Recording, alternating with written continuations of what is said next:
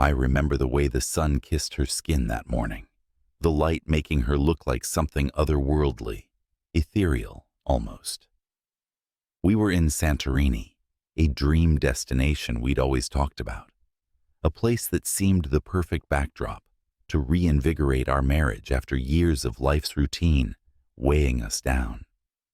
But that morning, something felt off. Maybe it was the way she smiled at me, a little too brightly, or the way her eyes flickered with a glimmer of something I couldn't quite place. And yet, I brushed it off, convincing myself it was just my paranoia, the insecurity that every long-term relationship harbors, like an unspoken secret. We'd only just arrived a few days ago, our first holiday in years. I was supposed to be relaxing, basking in the picturesque beauty of the Greek islands with the woman I'd promised forever to. But that morning, well, that morning was the beginning of something I couldn't undo. It was the beginning of the unraveling of us. I never imagined this holiday would turn into something like this. For years I had saved and planned meticulously. I wanted to give her everything, a break from the mundane, a reprieve from the job that took too much of my time, and a chance to reconnect after months of drifting apart.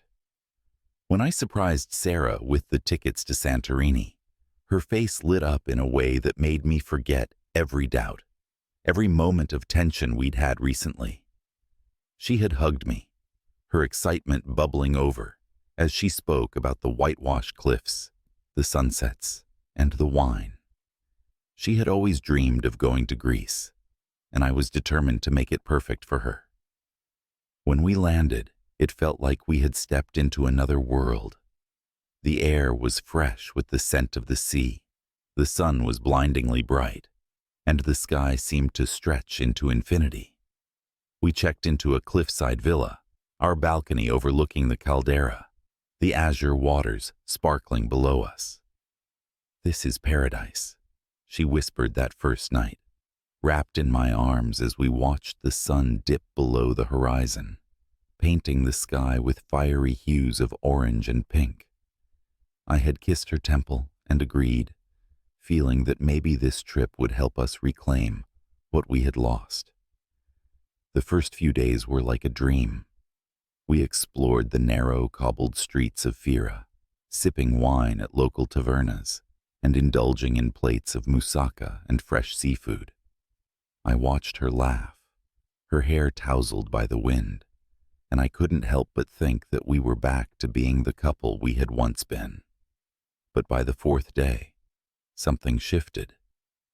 Sarah began waking up earlier than me, saying she wanted to watch the sunrise. At first, I didn't think much of it. After all, it was the kind of thing she loved to do. But then, she started leaving the villa without me, telling me she wanted to take walks along the cliffs or explore some of the local markets by herself.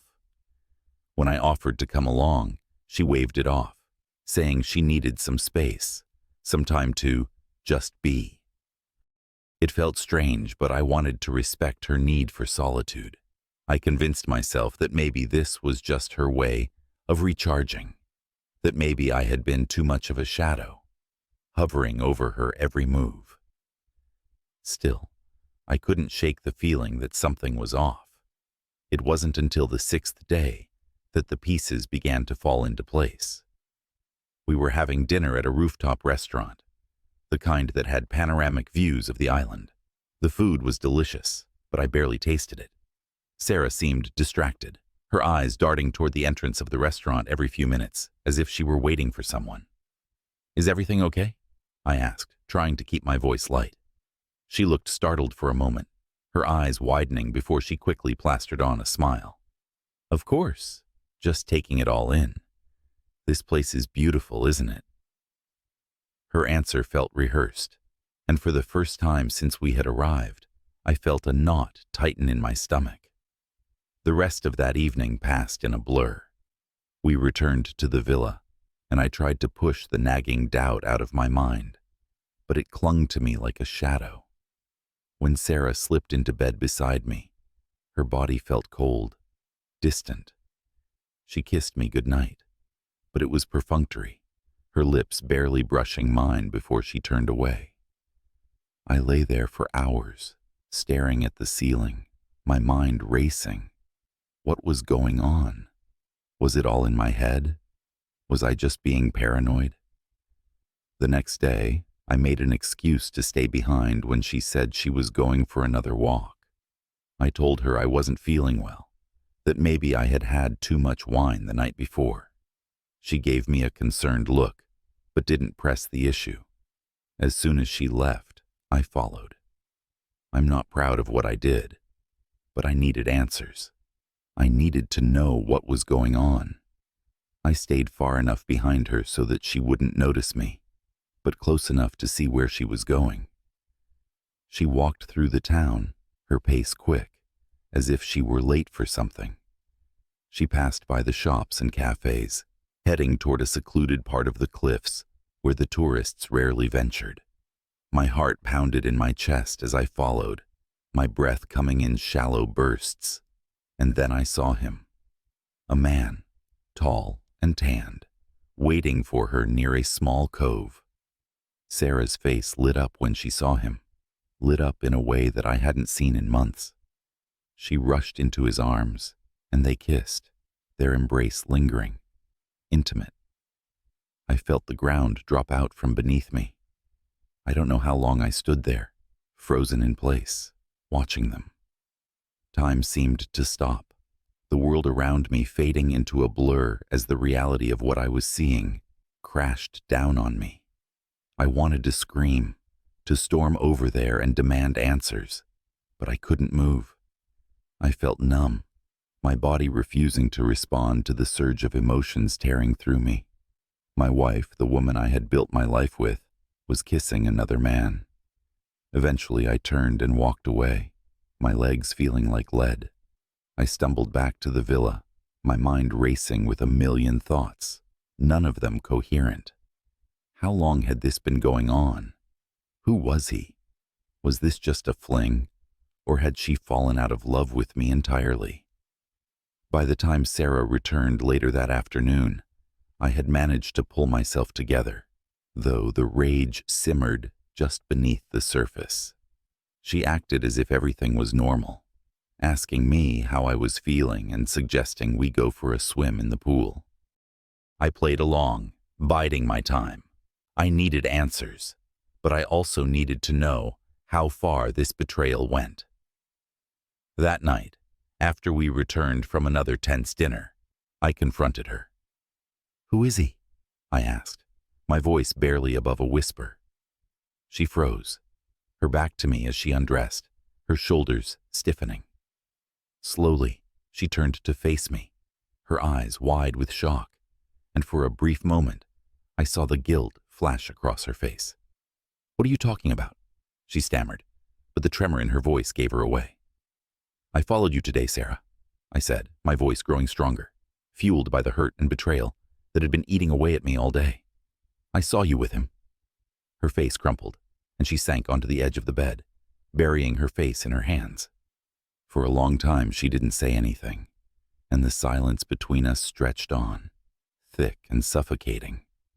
When she finally spoke, her voice was barely audible. "I'm so sorry." Her confession came in pieces, each word cutting deeper than the last. She had met him months ago. He was a photographer she'd worked with on a project. It started innocently, she claimed, but soon turned into something more. She didn't mean for it to happen, she said. She hadn't been looking for anything, but somehow it happened anyway. I sat there, listening to her, my heart breaking with every word. How had we gotten here? How had we gone from the couple who had been madly in love, who had built a life together, to this? "I didn't want to hurt you," she whispered, tears streaming down her face. "I love you, but I don't know. I don't know what's wrong with me." The room seemed to close in around me. Her words hung in the air like a death sentence, the final nail in the coffin of everything we had built. "I gave you everything," I said, my voice shaking with the effort to keep my anger in check. "I trusted you." "I know," she sobbed. "I'm sorry. I never wanted to hurt you." But the damage was already done.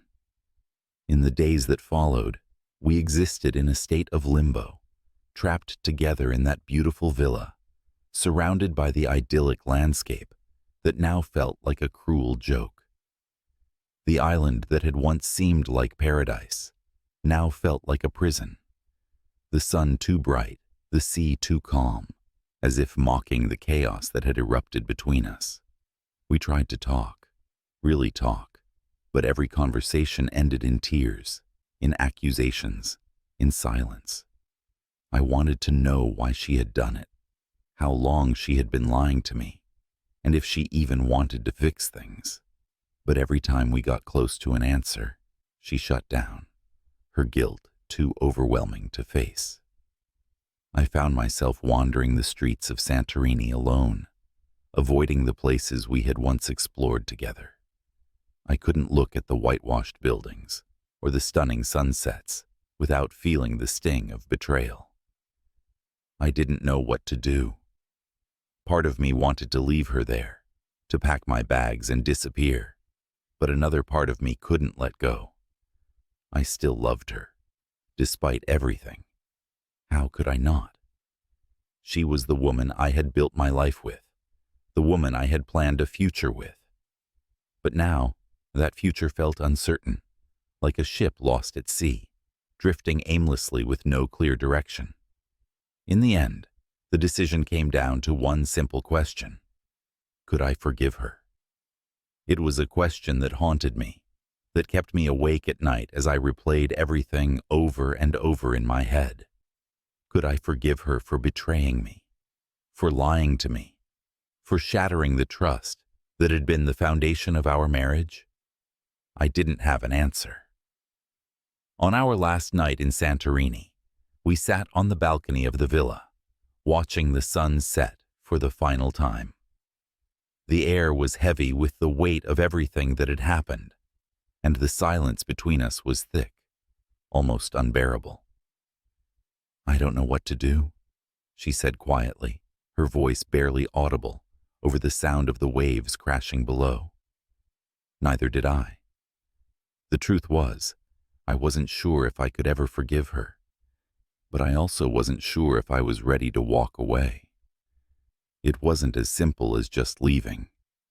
There was too much history, too much love, too many memories that bound us together. But the cracks in our relationship had been laid bare, and there was no denying that things would never be the same again. We returned home a week later, our marriage hanging by a thread. The holiday that was supposed to save us had instead exposed the truth, and now we were left to pick up the pieces.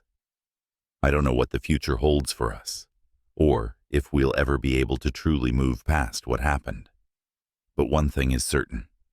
The unraveling of us began in Santorini, and now only time will tell if we can ever be whole again.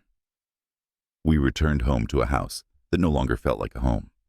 The flight back from Santorini was tense, each of us cocooned in our own silence. I stared out the window at the clouds, Sarah beside me, but she might as well have been 1,000 miles away. She didn't even try to hold my hand, like she used to on flights. Neither of us spoke about what would happen when we landed. We both knew there was no going back to how things were before. But the question that loomed over us was, could we rebuild something from the ruins? Or was this the end? The first few days after we got back passed in a strange blur. I went to work, not because I was eager to face my colleagues or my inbox, but because the routine provided an escape. I couldn't stand being in the house with her. Every room felt suffocating. Every object, a framed wedding photo, a vacation souvenir, seemed like a mockery of what we had lost. Sarah stayed home, calling in sick. I didn't ask her how she was feeling, and she didn't offer to talk. Nights were worse. We slept in the same bed, but the distance between us might as well have been a canyon. Sometimes I'd catch her looking at me out of the corner of my eye, as if trying to gauge my emotions, but I was careful not to let her in. I couldn't. Not yet. Maybe not ever. A few days after our return, I decided to confront her again, but this time with more clarity. We needed to talk about whether we were going to attempt to salvage this marriage, or if it was time to call it quits. I couldn't stay in limbo forever. Sarah, I began that evening, my voice heavy with determination. We need to talk about everything, about us, about him. She nodded silently, her face pale and strained. She looked exhausted, like she hadn't slept in days, but I didn't care. She had caused this, and I needed answers. Are you still seeing him? The words hung in the air like an accusation. She shook her head vehemently. No, I haven't spoken to him since Santorini. I cut things off as soon as we got back. I swear to you, James, it's over. I stared at her, trying to determine if she was telling the truth. I wanted to believe her, but a part of me, the part that had seen her kissing that man, was still raw and skeptical. How do I know you're telling me the truth now? You lied to me for months. You broke my trust. How do we come back from that? Her eyes filled with tears, and she looked down at her hands. I don't know, James. I don't know if we can, but I want to try. I'm so sorry for everything I did. I was stupid and selfish, and I never wanted to hurt you. Why, Sarah? Why him? What did he give you that I couldn't? The anger I had been holding back for weeks finally surfaced. She blinked through her tears and looked up at me, her face crumpling. It wasn't about you. It was never about you not being enough. It was me. I felt lost. I didn't know who I was anymore. And then he came along and made me feel seen again, made me feel alive in a way I hadn't in years. But it wasn't real. It wasn't worth losing you over. And I see that now. I know that now. I wanted to scream that it was too little, too late, that no explanation would ever be enough to erase the image of her in that man's arms. But something in her voice made me pause. It wasn't just guilt or regret. It was fear. Fear of losing me. Fear of losing what we had built. For the first time since this whole mess started, I saw a glimpse of the woman I had married. And for a brief moment, I wondered if maybe, just maybe, we could find our way back to each other. But that moment passed quickly, as doubt crept back in. I don't know if I can forgive you, I admitted, my voice thick with emotion. I want to. I love you, Sarah, but I don't know if love is enough anymore. She reached out for my hand, but I pulled away, the pain still too raw, too real. Chapter 9. The Unexpected Visitor. The next twist in our unraveling came from an unexpected source. A week after our heart-wrenching conversation, there was a knock at our front door. I had just returned from work, my mind still tangled with the complicated mess of my life, when I opened the door to find a woman standing there. A woman I didn't recognize. James? She asked, her voice tentative. Yes, I responded, immediately wary. I'm sorry to show up like this. My name is Olivia. I'm the wife of the man Sarah was seeing. Her words hit me like a sledgehammer. I froze. What was she doing here? How had she found me? I glanced over my shoulder, wondering if Sarah had heard, but the house was eerily silent. I'm sorry, Olivia continued, sensing my shock. I didn't know where else to go. I didn't know how to contact you, but I felt like you deserved to know. I found out about the affair shortly after it started, and I thought it ended months ago, but, well, I saw them together in Santorini. I followed him there. Her voice cracked, and she looked down, blinking away tears. My mind raced, trying to make sense of what she was saying. So she had been in Santorini too? Had she been watching us all along? "I'm sorry," she said again. "I don't mean to intrude, but I thought you should know the truth." "What truth?" I asked, my stomach knotting with dread. They were still seeing each other. Up until the day you left Santorini, he was still in contact with her. I thought it had ended months ago, but when I followed him there, I saw the texts on his phone. They were planning to meet again after you got back. She choked back a sob. I wanted to believe him. I wanted to believe he had stopped, but he didn't. "I'm so sorry." I felt like the floor had dropped out from beneath me. I had thought it was over, that Sarah had cut ties with him after we left the island. But this woman, Olivia, was telling me that the affair had continued, even after Sarah swore it had ended. My world, already shaky, crumbled around me. "I don't understand," I said, my voice sounding distant, even to my own ears. She told me it was over. "I'm sorry," Olivia said softly. "I don't know what else to say, but I wanted you to hear it from someone who understands. I'm going through the same thing, and it's tearing me apart." I couldn't process it. I couldn't think straight. I thanked her numbly and closed the door, my body trembling. I couldn't face Sarah. Not yet. I needed time to think, to process this new betrayal. I spent that night in a hotel, staring at the ceiling, replaying Olivia's words over and over in my head. It wasn't over. Sarah had lied to me again.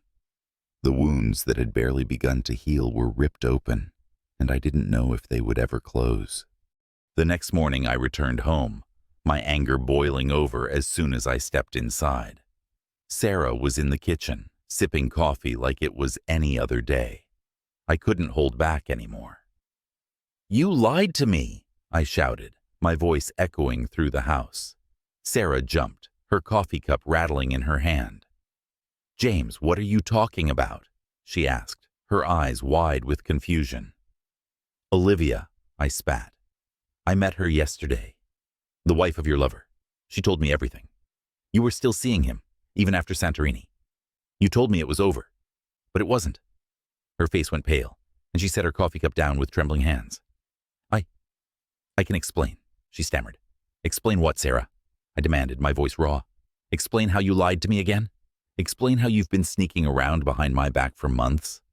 How you were still planning to see him after we got back from Santorini?"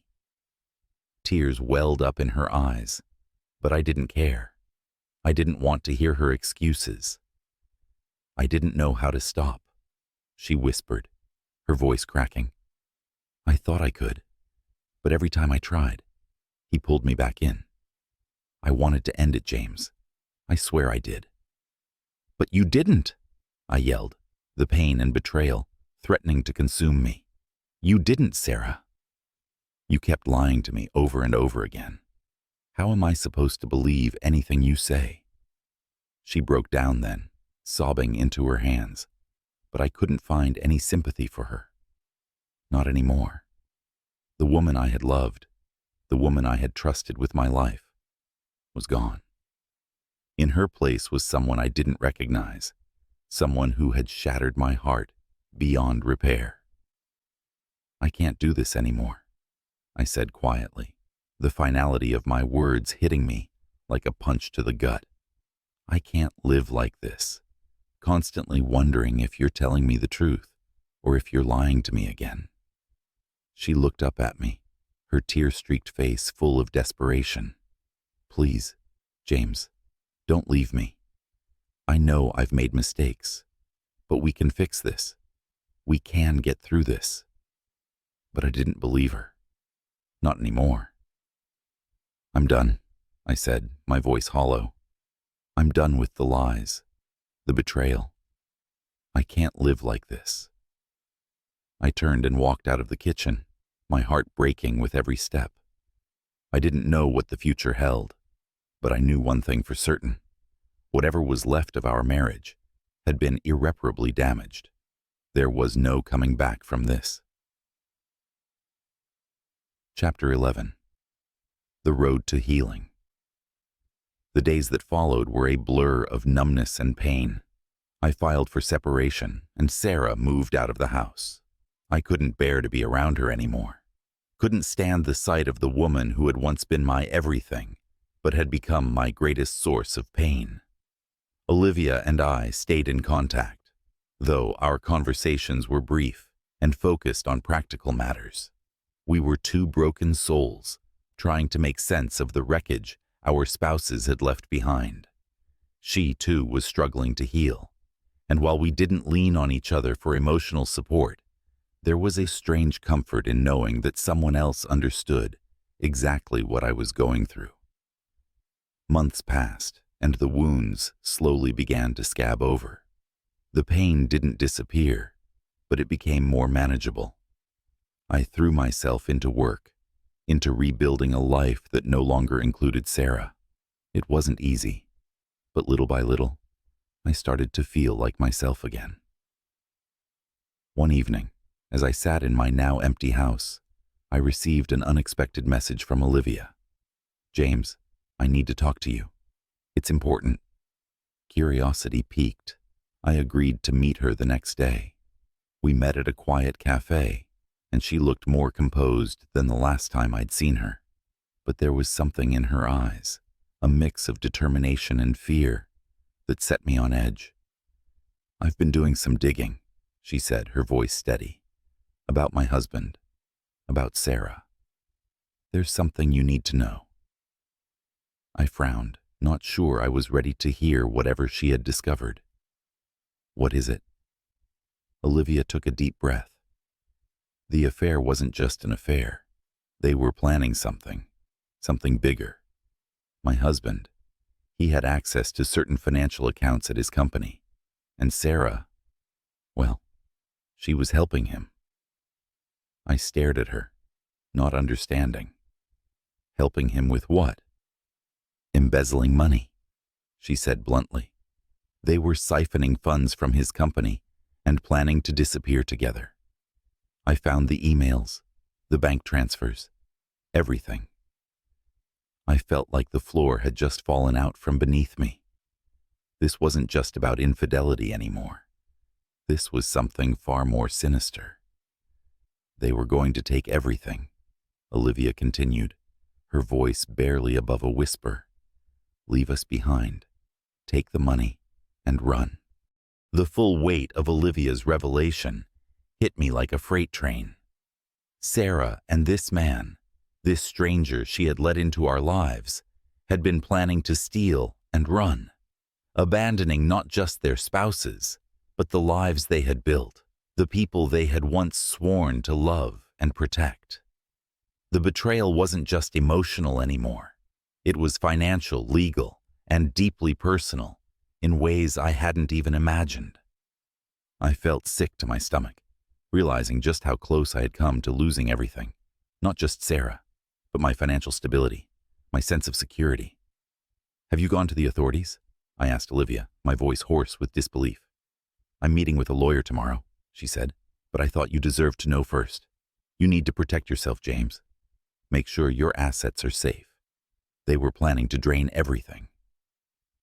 I nodded, too stunned to say anything else. I thanked her again, though the words felt hollow. What was there to thank her for? She hadn't caused this mess, but she had exposed it.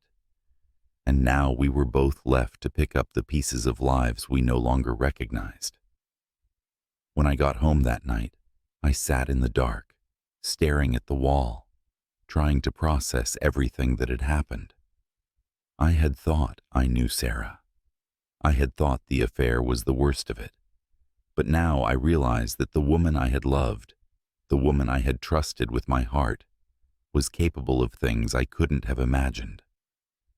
Over the following weeks, I took Olivia's advice. I met with a lawyer, had my accounts scrutinized, and started securing everything that was mine. The authorities were involved now, and Sarah's betrayal was no longer just a private affair.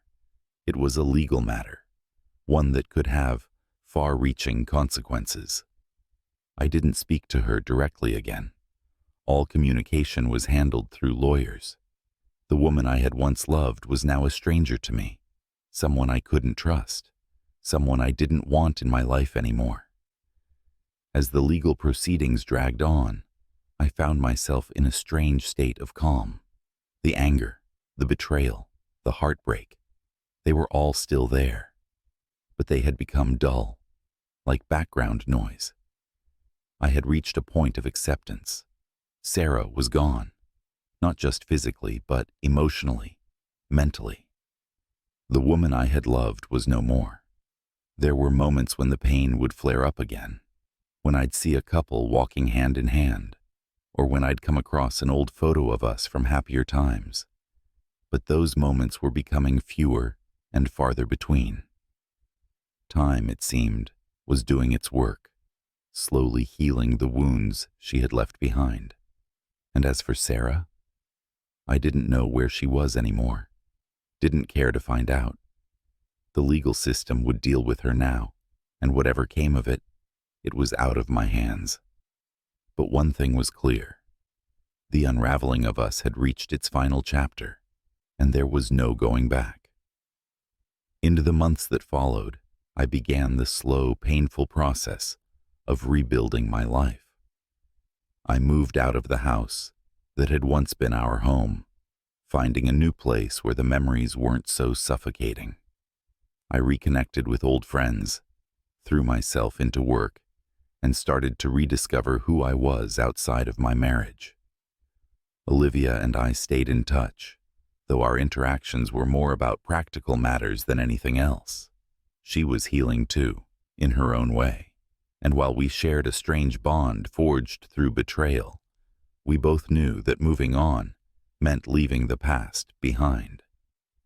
As for Sarah, the legal case surrounding the embezzlement dragged on, but I had distanced myself from it as much as I could. I didn't want to know the details anymore. I didn't want to hear about her. She was no longer part of my life, and I had no interest in letting her back in. There were days when I still wondered what had gone wrong, how the woman I had once loved had turned into someone I couldn't even recognize. But those questions no longer kept me up at night.